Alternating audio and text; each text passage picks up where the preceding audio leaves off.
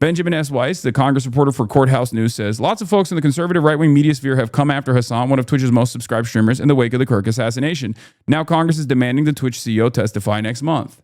Yeah, I wonder why they're going after Twitch, even though Twitch wasn't even mentioned in the investigation. I think we all know why. It's cancel culture, and they love it, and they love weaponizing it, and they're going to keep weaponizing it against their ideological opponents. It's very clear what they're doing. The GOP Oversight Committee is going to pull, if they can get them, CEOs of all these platforms and just yell at them and play some clips off of their platform, clips that you have seen already being thrown around to try to be like, why do you have this guy on your platform? He's a radical. He's a dangerous radical. Leave Twitch for YouTube for the greater good. I mean, if I get banned off Twitch, I'm sure they'll pressure other platforms too. They'll try to like Alex Jones it. At what point do you think they'll realize that maybe the worsening conditions taking place all around us and the fascistic takeover is what's responsible for the radicalization happening? Yeah, we'll see. Start your own platform to compete with Rumble. Call it Crumble, man. Get in the right headspace.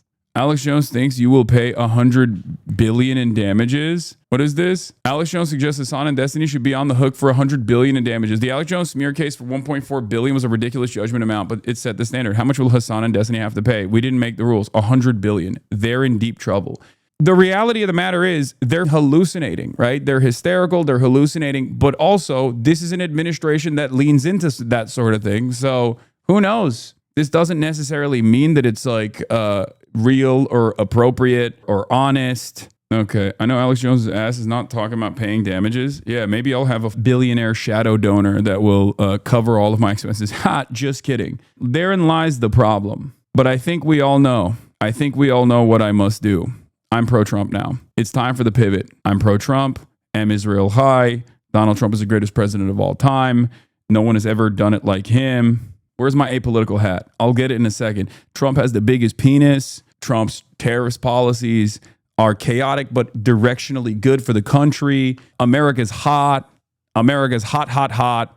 Capitalism is the best, and Trump is the best. I cried many tears. I love my president. He hated Jeffrey Epstein. He was a white hat pedophile. I believe it. I believe that he was a white hat pedophile. When he was allegedly, potentially alongside Jeffrey Epstein, like maybe allegedly diddling children, it was always for the betterment of mankind. I'm also a Christian now.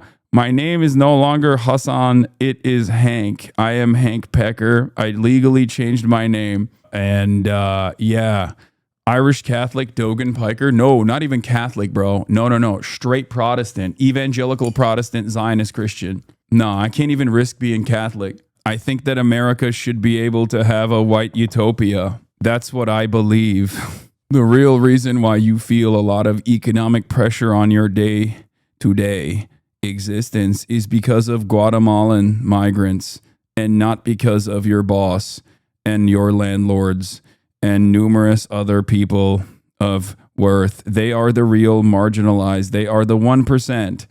How dare you speak about the 1% in such horrible ways? They are the true minority, the only one that matters. I care.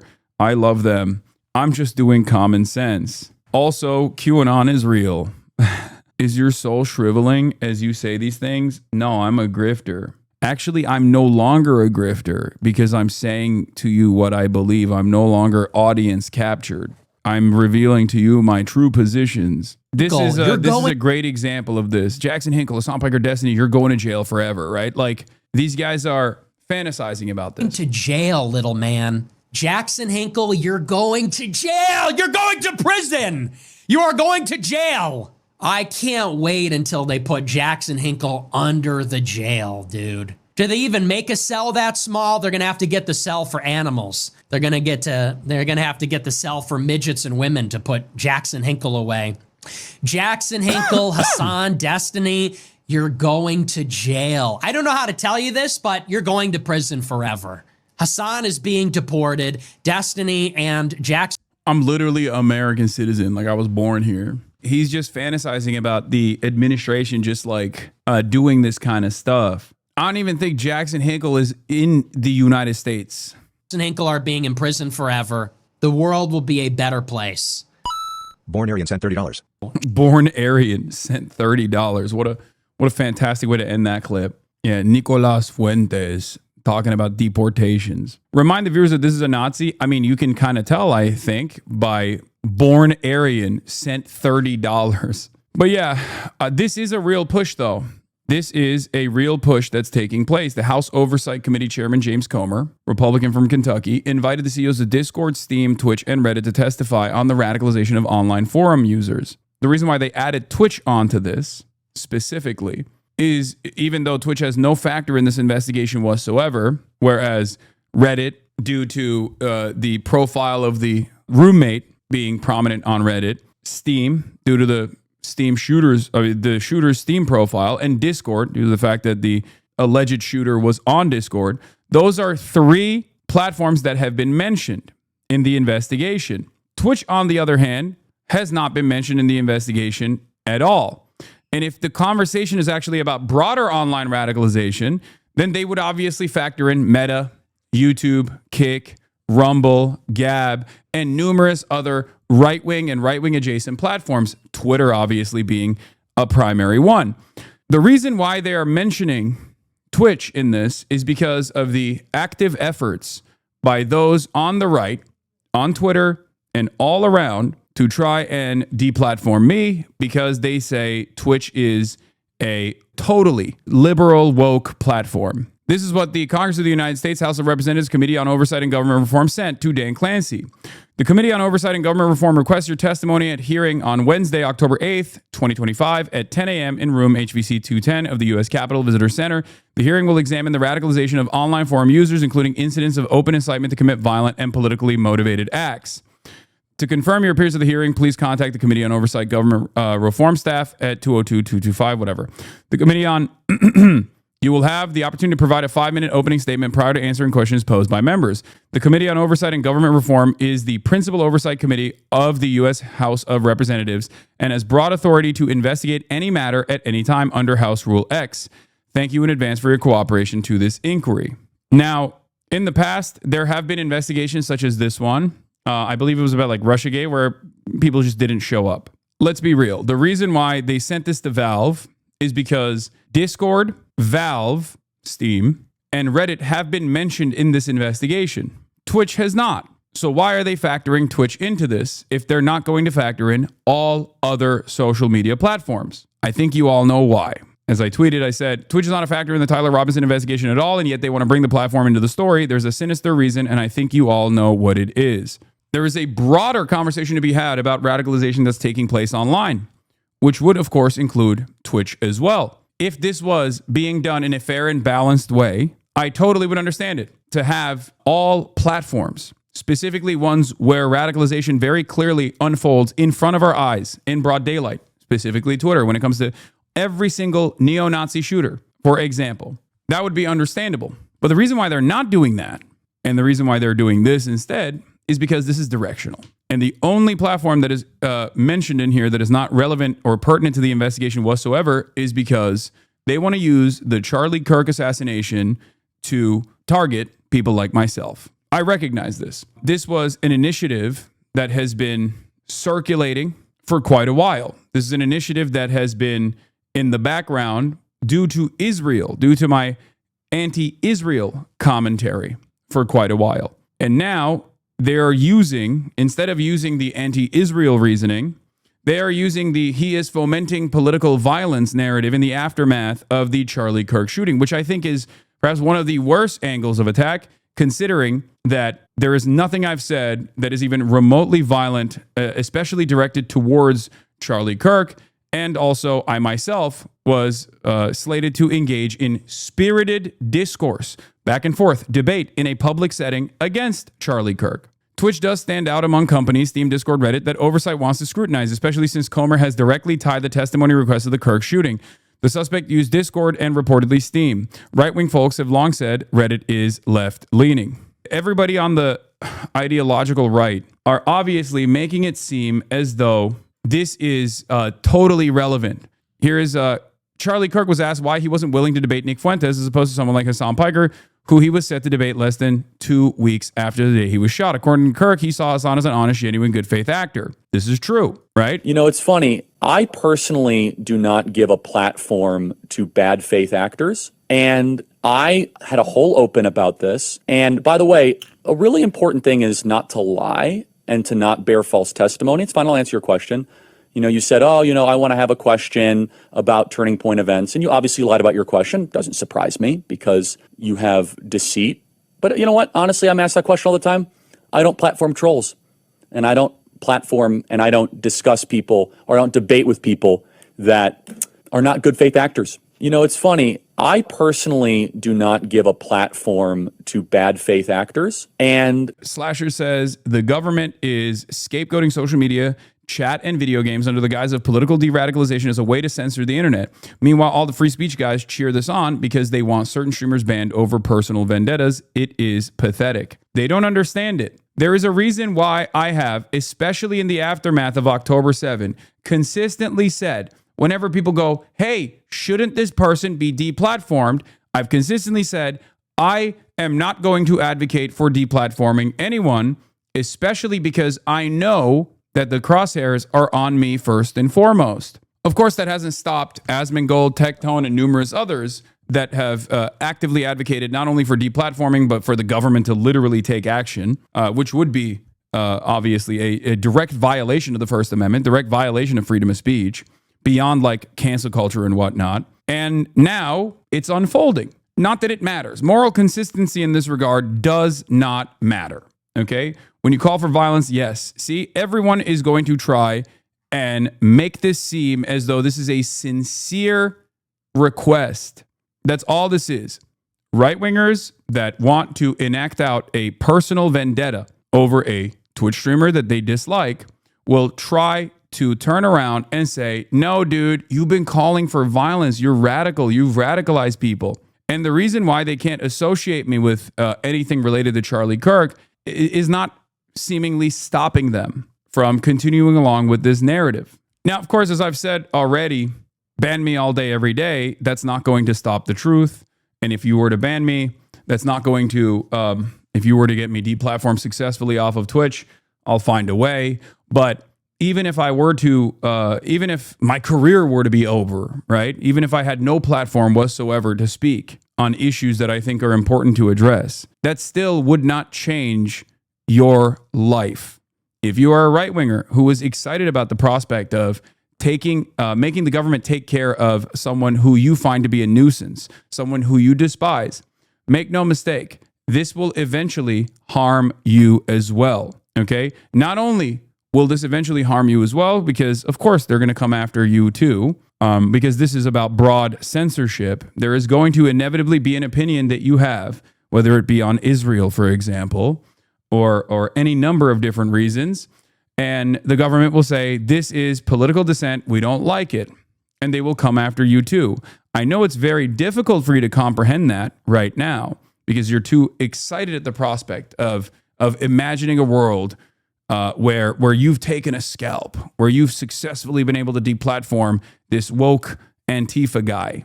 Having said that, however, this is not going to put more money in your pocket. This is not going to make you more likely to retire at a reasonable age. This is not going to make your health care more affordable or free. It's just not going to fix any of the real issues in your life, the issues that I fight for every single fucking day. But that's the goal. People who don't want to fight for improving their situation need something to feel better about, so they need some small wins. No, I think that's exactly what it is. The government is using the shooting as a pretense to censor the internet and deplatform progressive creators, and Democrats continue to go along with it. They're going to jawbone all day, ram through COSA, repeal Section 230, and worse, unless we fight back hard to protect online speech. A big part of this equation is anti-Israel sentiment. I promise you, if I was a pro-Israel progressive, okay, which obviously is oxymoronic, but if I was, this wouldn't be as major of an issue. 100%. There would be no calls to deplatform someone such as myself by the ADL.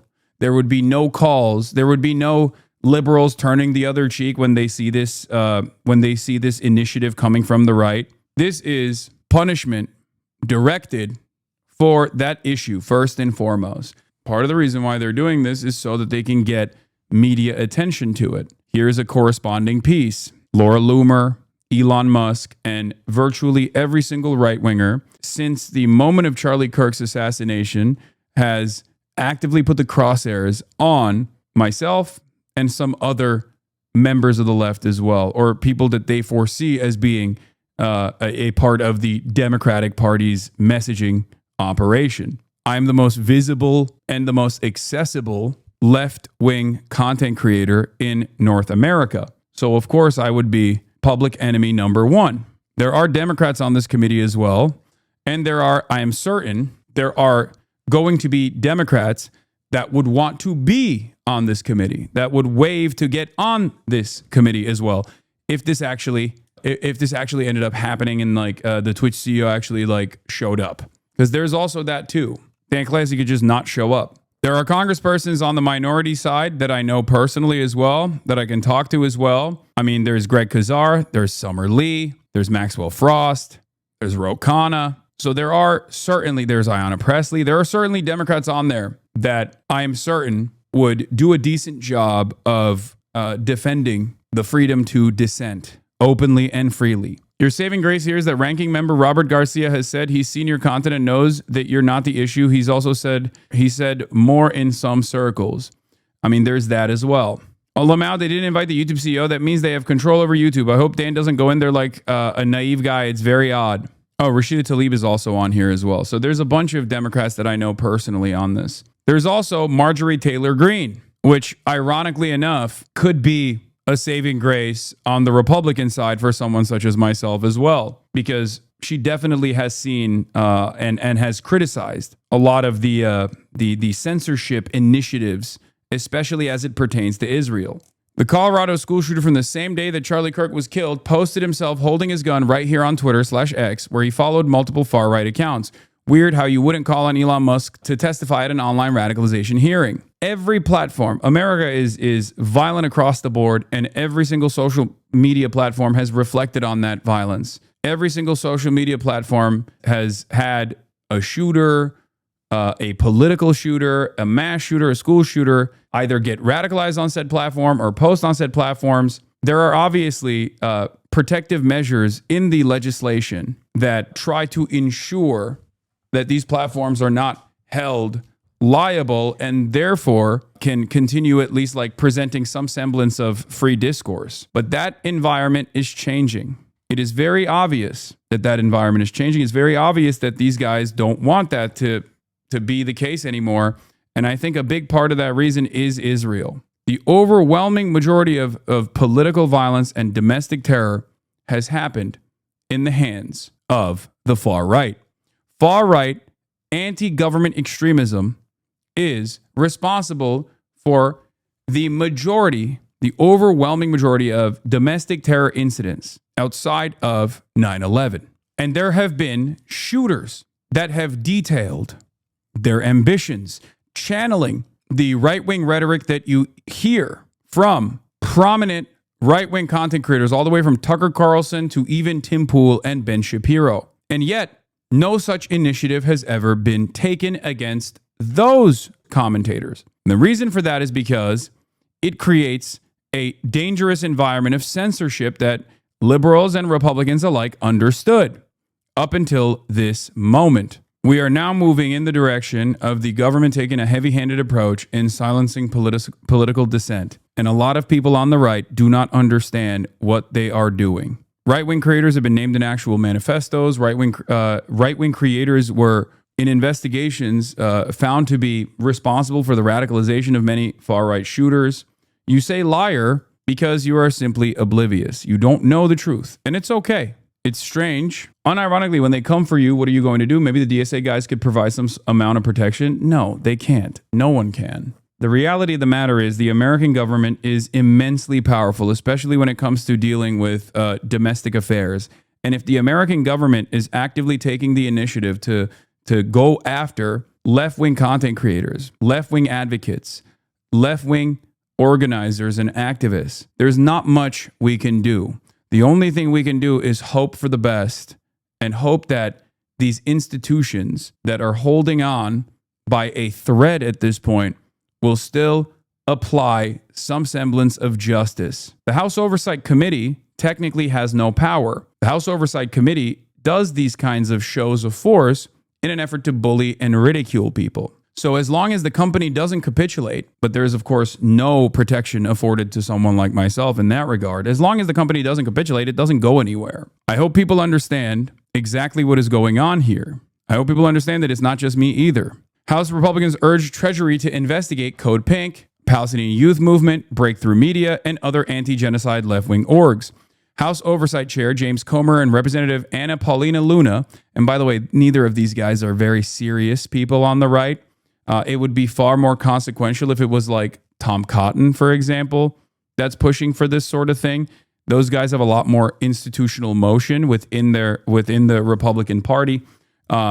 James Comer and Representative Anna Paulina Luna are not seen as like super serious individuals on the Republican side, just like Richie Torres on the Democrat side is like not really a serious person, right?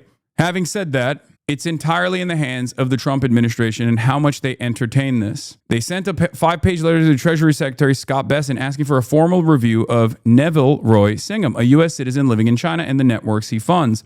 The letter alleges that Singham acts as an agent for the CCP and finances groups that spread disinformation, sow discord, and promote pro-CCP talking points. Citing New York Times and pro-Israel think tank reports, it claims nearly $1.8 million in funding has gone to U.S. leftist organizations, including the Party for Socialism and Liberation, Code Pink, No Cold War, Tricontinental, the People's Forum, Answer Coalition, Palestinian Youth Movement, and Breakthrough Media. If you noticed, every single one of these are groups that I also work with. The committee wants the Treasury to consider freezing or seizing assets, apply FARA enforcement, and evaluate possible criminal penalties. It frames these groups as radical actors undermining U.S. national security and calls for government action. As I told you, this is precisely what their intention was.